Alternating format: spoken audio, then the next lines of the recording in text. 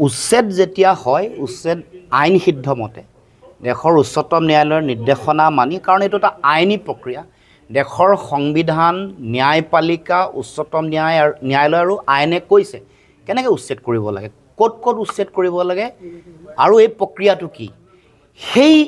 আইন সিদ্ধভাৱে গোটেই কাম কৰাটো আমি সদায় সমৰ্থন কৰি আহিছোঁ এইটো স্পষ্ট কথা এইটোৰ অপব্যাখ্যা হ'ব নালাগে পিজিআৰ ভিজিআৰ বনাঞ্চল অভয়াৰণ্য ৰাষ্ট্ৰীয় উদ্যান জলাশয় জনজাতীয় আৱেষ্টনী এইবোৰত যেতিয়া উচ্ছেদ হয়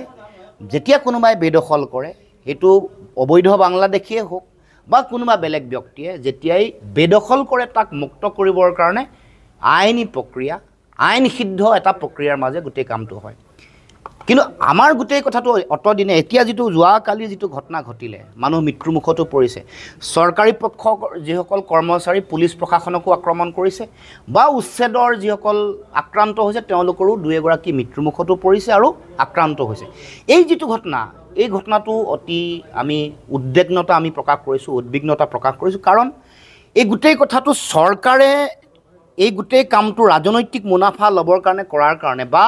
গোটেই প্ৰক্ৰিয়াটো যেনেধৰণে তেওঁলোকে কৰিব লাগে নকৰাৰ কাৰণে ঘটনা ঘটিছে কাৰণ ইয়াৰ আগৰ দুটা কথা আপোনালোকে যদি চায় কাজিৰঙা ৰাষ্ট্ৰীয় অভয়াৰণ্যৰ পৰা যেতিয়া উচ্ছেদ কৰিছিলে সেইসকল উচ্ছেদিতক 14 কোটিতকৈ বেছি টকা তেওঁলোকে ক্ষতিপূৰণ দিছে তাৰমানে প্ৰমাণ হৈ গ'ল যে তেওঁলোক বিদেশী নহয় যদি বিদেশী চিনাক্তকৰণ কৰি তেওঁলোকক বহিষ্কাৰ কৰাৰ চৰকাৰৰ দায়িত্ব সেই কামটো কিয় নকৰে অসম চুক্তিৰ 6 নম্বৰ দফা কাৰ্যকৰী কৰি অসমৰ খিলঞ্জীয়া থলগিৰি ভূমিপুত্ৰ মানুহক ৰাজনৈতিকভাৱে সুৰক্ষা দিব লাগে এই কাম নকৰে দ্বিতীয় কথাটো হ'ল যে গৰুখুটিত যেতিয়া উচ্ছেদ কৰিছিলে তেতিয়া কৈছিলে বিদেশীসকলক উচ্ছেদ কৰিছে এইটো এটা বিৰাট ডাঙৰ প্ৰকল্প তেওঁলোকে আৰম্ভ কৰিব লৈছে কিন্তু গৰুখুটিত উচ্ছেদ কৰা মানুহক ক'ত সংস্থাপন কৰিলে দলগাঁৱত 1 বিঘাকৈ দিছে আৰু ক্ষতিপূৰণো দিছে বটদ্ৰৱাত উচ্ছেদ কৰোঁতে কি বুলি কৈছিলে যে বিদেশীক উচ্ছেদ কৰিছোঁ কিমান পইচা দিলে 7 লাখৰ পৰা 12 লাখলৈকে এইবোৰ তথ্য পাতিটো লুকাই চুকে থকা নাই এতিয়াও এই গোটেই কথাটোক লৈ ৰাজনীতি কৰিবলৈ বিচৰা যিটো কথা সেই কথাটোৱে মই ভাবোঁ যে ভয়ংকৰ আৰু ভয়াৱহ গতিকে আমি এই কথাটো পাহৰি গ'লে নহ'ব